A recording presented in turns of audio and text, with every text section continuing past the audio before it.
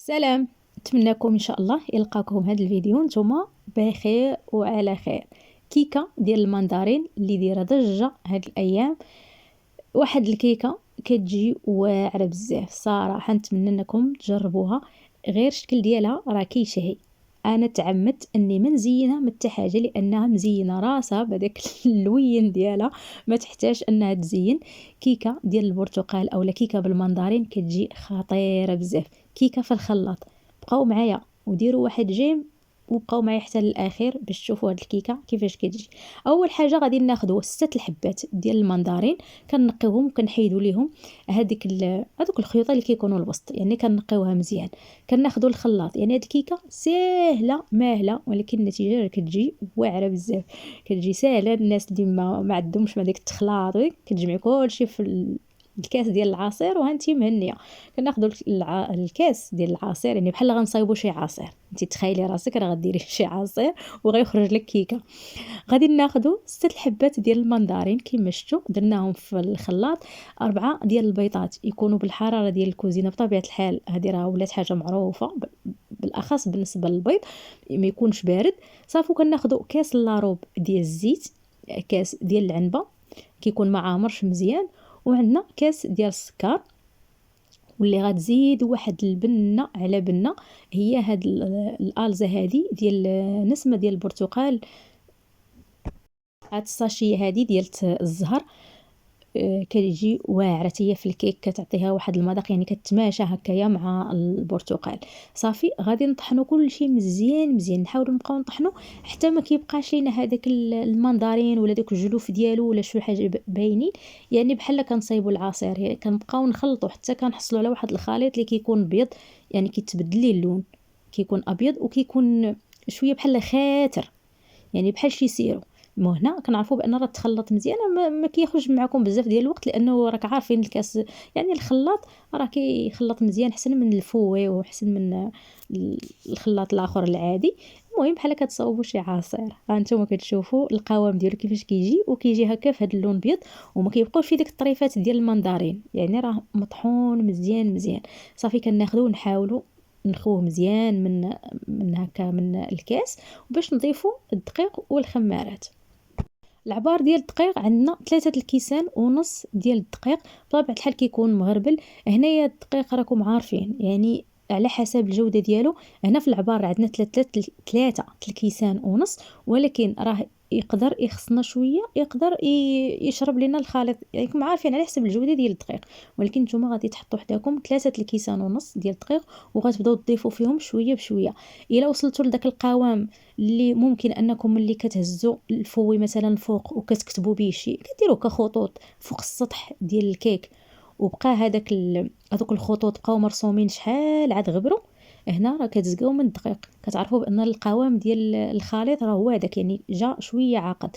الا بديتو كتحرك، الا درتو دوك الخطوط فوق الخليط ديال الكيك هكا بالفوي ولا بالمعلقه ولا، وكتلقاو بان دوك الخطوط دغيا كيغبروا، يعني دغيا ما كيبقاوش يبانوا، عرفوا بانه راه الخليط باقي خاصو الدقيق.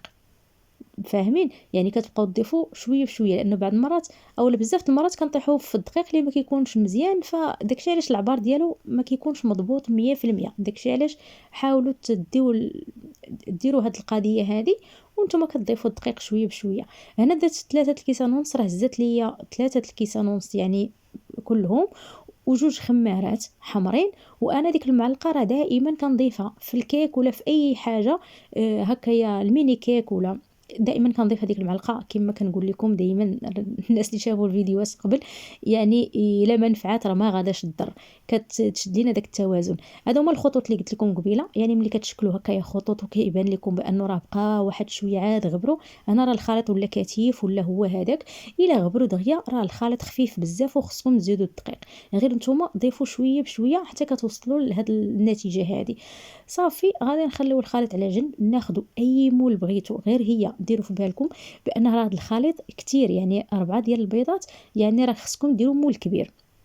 انا عندي هذا المول شويه متوسط، داكشي علاش فانا ما غاديش ندير الخليط فيه كله، غادي نشيط غير واحد شويه، هو ماشي بزاف، ولكن المهم بانه راه ما درتوش كله في نفس المول لانه صغير واحد شويه.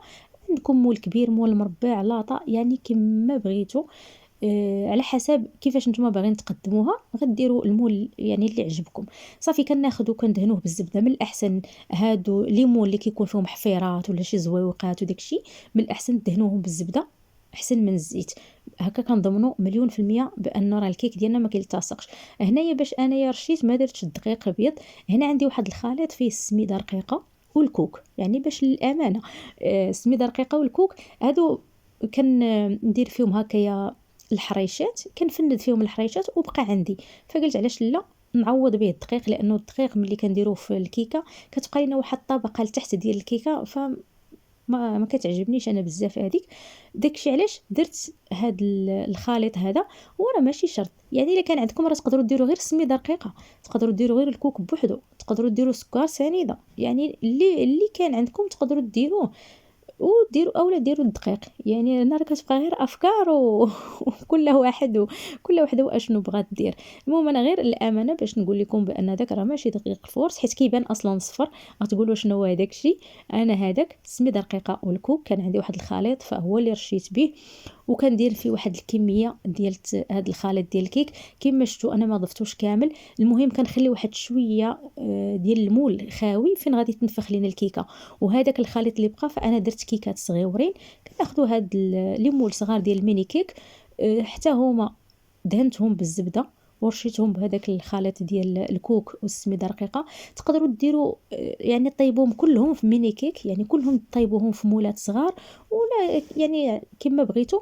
كيف ما ممكن انكم ديروهم كاب كيك، يعني في هذوك الكويغطات ديال الكاب كيك حتى هما راه كيجيو واعرين. طيبوهم بهذيك الطريقه. رجعوا الفيديوهات ديالي ديال الكاب كيك، راه فيه كاع الاسرار باش ينجح معكم الكاب كيك. ديروا نفس الخليط ولكن تبعوا الاسرار ديال الطياب وديال كيفاش يجيوكم هكاك مفرقعين. صافي الفران هنا راه كيكون بارد. دخلنا الكيكه على فران بارد وخليناهم. بطبيعه الحال هاد الكيكات راه كيطيبوا قبل من الاخرين، غير انا ما حليتش عليهم الفران، خليتهم الفوق حتى تماسكت الكيكه الكبيره مزيان وبانت ليا بان راه كتحمر من جناب. يعني صافي ودرت فيها هكايا الموس ولقيتها طيبه عاد هبطتها لتحت. الاخرين ما حيت صغار فهما طابوا الفوق وتحمروا الفوق يعني ما احتاجوش اني نهبطهم لتحت. وكيما شفتوا راه كانت وحده خاويه، راه حيت دازوا ليها صحاب الحسنات. كما خرجتهم من الفران حطيتهم يبردوا فجا خويا خذا وحده، يعني قبل ما نزينوها ما حتى شي حاجه باش تعرفوا راه البنه كاينه. صافي كنخرجوهم نخليوهم على جنب. عاد كنخرجوا هاد الام ديالهم الكيكه الكبيره.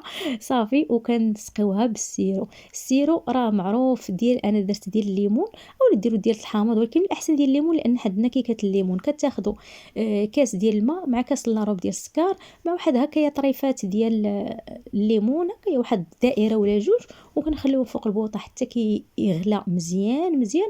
صافي وكنحطوه على جنب يبرد. ضروري يكون بارد لانه غنسقيو به الكيكه وهي سخونه. صافي من بعد ما سقيتها فانا ما غادي نزينها حتى شي حاجه لان عجبني اللون ديالها بحال هكاك، ما احتاجتش اني نزينها. كنديموا لهم راه كيتحيدوا بسهوله. كما قلت لكم في الاول الزبده راه كتسهل علينا ما كيلتصقوا ما والو. صافي وكناخذوا الكيكه الكبيره كنقلبوها في الطبسيل. هذا هو الوجه ديالها على حسب المول، ولكن انا ما بغيتش ندير هذا الوجه هذا واخا مزوق. عجبني الوجه الاخر لانه جات هكا مفقعه، جات مفرقعه، جا واحد الديكور ديالها زوين وجات محمره. صافي كما قلت لكم غنزينها ما حتى شي حاجه، غتبقى بالديكور ديالها هكا. بغيتو تقدموها على شكل كيكات صغارين راك شفتوا المولات كيفاش دايرين، يعني كتخدموا بها كيما بغيتو. راه كتجي واعره بزاف، واحد المذاق ديال البرتقال. كتجي كيكه اللي كتستحق التجربه. واخا تبقى لكم حتى الغد ليه اولا كاع يومين راه كتبقى مزيانه. غير هو ديروها في واحد البواطه اللي تكون كتسد مزيان، يعني صوبيره كتسد مزيان باش ما يدخلش ليها البرد وباش تبقى هكا كتبقى طريه وزوينه. اولا لويوها في السلوفان مزيان مزيان وحطوها في الثلاجه وقت اللي بغيتو راه كتهزوا منها يعني وكتبقى زوينه. اهم حاجه ما يدخلش ليها البرد. نتمنى يعجبكم الاقتراح ديال اليوم وتجربوها وتردوا عليا الاخبار. بالصحه والراحه، خليتكم على خير. بسلامه.